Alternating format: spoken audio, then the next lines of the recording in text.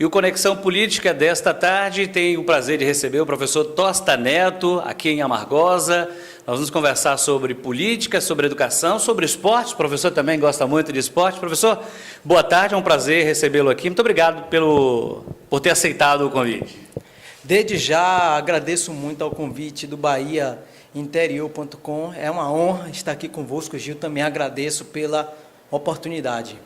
Professor, nós vamos permear aqui alguns assuntos que a sociedade costuma debater, tanto nas redes sociais como nos tradicionais guetos, que são as portas das esquinas, dos hospitais e tal, assuntos gerais que interessam à comunidade. A gente pode começar conversando, por exemplo, o senhor tem uma coluna e assina também o Outro Olhar, que é uma forma diferenciada de analisar, de garimpar e comentar política na cidade. Nesses aspectos gerais, o senhor tem sido muito pertinente ao fazer colocações sempre análogas, sempre puxa um assunto da história e acaba pontualizando ele aqui nos momentos em que a gente vive. Até que ponto este olhar observador de fora da vida pública pode contribuir para o desenvolvimento da sociedade, professor?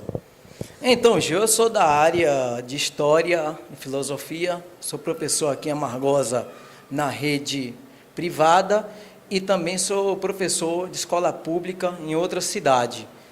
Também gosto bastante de refletir sobre a sociedade como um todo e procuro fazer essas ligações entre a sociedade e a política e também, claro, a história e a filosofia. Então, participo também como administrador e colunista do blog Outro Olhar, em parceria com o amigo Davi. Nós já temos 4.500 seguidores e quase 300 mil visualizações. E quando a oportunidade surge, às vezes, claro, publico alguns artigos que trazem reflexões sobre a política, mas uma reflexão mais geral, sem precisar tanto ficar preso em detalhes dessa politicagem local. Sem demonstrar aquela paixão de cor partidária que acaba aqui confundindo a cabeça das pessoas, né? Política está no sangue de todo mundo, é como ser técnico de futebol, todo mundo tem seu palpitezinho, gosta de dar as suas opiniões. Política é uma coisa que a gente pratica no dia a dia, na escola, no trabalho, seja em casa, em todos os cantos. Não tem como fugir da política, professor. As pessoas precisam entender e compreender que a política é dinâmica e precisam fazer, na sua opinião, a separação desse joio do trigo para poder entender e compreender o dia a dia da política? Infelizmente, Gil, na sociedade há uma confusão entre política e partidarismo. Vou falar primeiramente do termo política.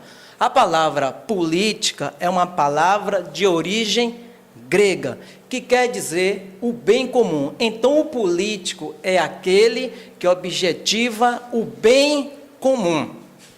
As questões partidárias não fazem parte da essência do político verdadeiro. Infelizmente, no Brasil, nós não temos políticos na essência de fato. Nós temos partidários que seguem uma determinada agremiação partidária. E, às vezes, estes partidários acabam colocando os interesses do partido e os interesses individuais acima dos anseios da sociedade. Isso atrapalha o desenvolvimento de uma cidade, de um estado, de um país? Claro, atrapalha porque aquele que governa acaba colocando os interesses do povo em último plano, porque o governante, de fato, até segundo o contrato social de Jean-Jacques Rousseau, o governante tem um acordo com o povo, então ele deve administrar em prol dos anseios do povo. O governante é um servidor do povo.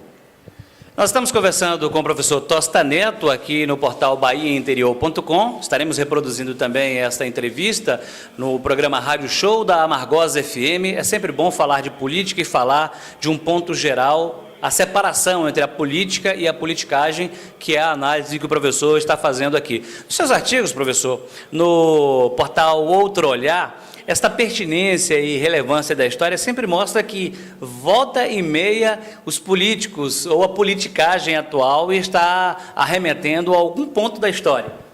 Exato, inclusive alguns vícios muito pertinentes na história acabam sempre sendo repetidos no cotidiano. Os políticos não conseguem, ou melhor, os partidários não conseguem viver longe desses vícios que acabam com a reputação no geral da classe política. Uma coisa, Gil, que está acontecendo. A sociedade, como um todo, é uma tendência mundial, está cansada dessa classe dita política. As pessoas estão cansadas. Temos alguns fenômenos. O mais público é o caso de Donald Trump nos Estados Unidos, que foi candidato com um discurso que negou a política tradicional, um empresário que discursava, às vezes, em um tom politicamente incorreto. Aqui no Brasil também temos alguns exemplos. João Dória, prefeito de São Paulo, empresário, nunca concorreu a um cargo político ou partidário, e ele foi eleito no primeiro turno, na maior cidade da América Latina. E um fenômeno importante, ele ganhou no primeiro turno, o primeiro candidato que venceu no primeiro turno na história da Prefeitura de São Paulo. Tem também o exemplo de Alexandre Calil, lá em Belo Horizonte, que foi presidente do Atlético Mineiro, grosseiro em algumas entrevistas, agressivo, e mesmo assim acabou ganhando a Prefeitura de Belo Horizonte. Então, a tendência é mundial. A classe política, o partidário, está desmoralizada. A tendência, como o senhor falou aí, é exatamente as pessoas fugirem do habitual, né, do tradicional, desse cotidiano que sempre promete, promete, promete e acaba não fazendo. Vai mesmo pela linha do arriscar um novo, o que não tem esses vícios, para ver se dá certo. Exatamente, porque faz parte ali do jargão do político as promessas, como diria Edson Gomes, promessas, promessas, palavras perdidas. Então, ali ao longo da campanha, vale tudo, principalmente realizar promessas, sobretudo promessas de empregos, cargos na prefeitura, e nessa conjuntura toda, os candidatos realizam alianças espúrias, e após a vitória, o prefeito precisa satisfazer essas alianças, com a concessão de cargos. E, às vezes, Gil, a parte técnica, o mérito não é considerado. Se o indivíduo é indicado de determinado padrinho político, se determinado funcionário ou aquele que ajudou durante a campanha é ligado a um grupo partidário, ele ocupa um cargo não pelo mérito, mas pela indicação. Isso é ruim. A escolha deve ser técnica, verificar se o funcionário tem competência, experiência, habilidade para a função. Mas, infelizmente, essa questão não está presente na conjuntura política brasileira. Há uma confusão aí de QIs, né? Das duas versões do QI. O famoso quem indica, o famoso quem indica. É assim, você precisa ter um padrinho político, porque senão você não vai ter sucesso aí, não vai conseguir um cargo aí de destaque ou até outros cargos de envergadura menor. Adianta ter a competência devida, se não tiver esse QI, o quem indica, acaba ficando fora da primeira linha, da primeira escolha. Nós estamos conversando com o professor Tosta Neto, aqui no Bahia Interior.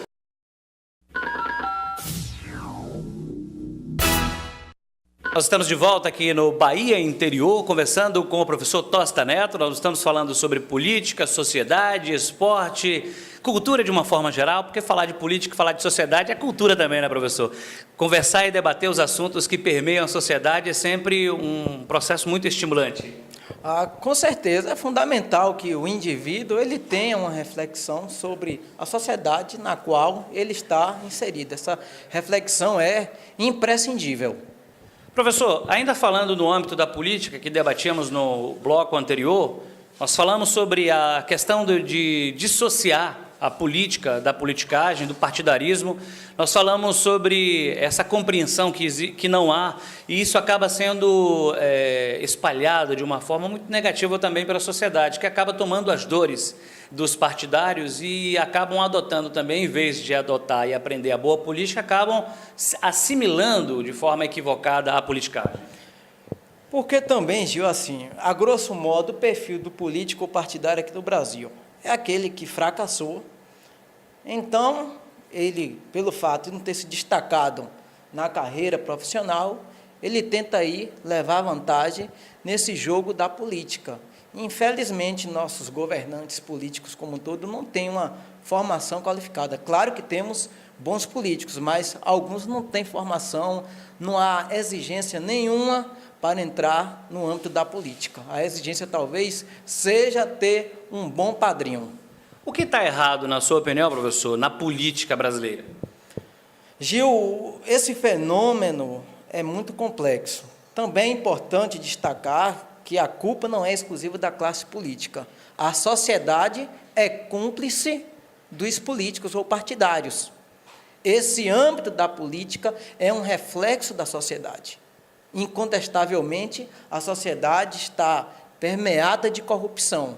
E essa corrupção social tem reflexo no âmbito da política, porque se a nossa sociedade fosse sadia, se a nossa sociedade fosse correta, teria um reflexo na política, logo os nossos políticos seriam também qualificados e compromissados com a causa pública e social. Mas o problema maior está na sociedade.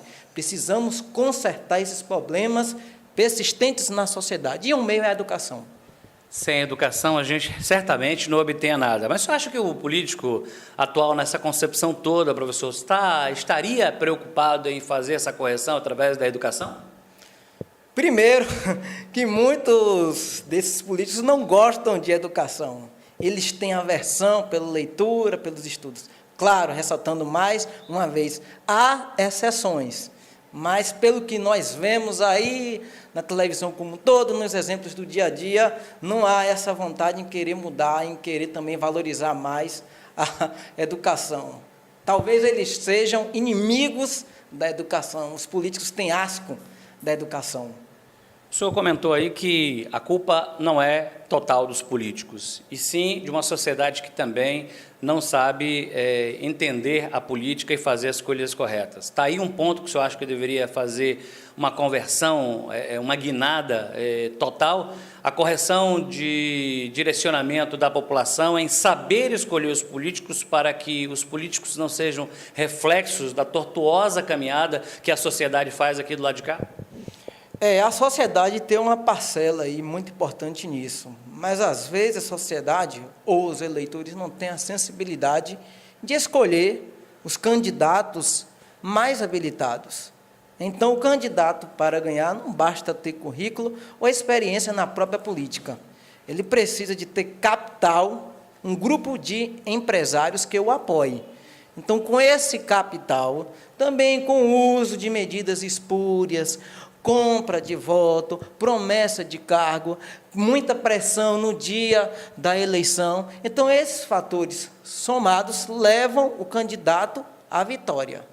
E nisso aí, o apoio do grupo de empresários é fundamental. Os empresários patrocinam, economicamente falando, e depois vão querer o pagamento.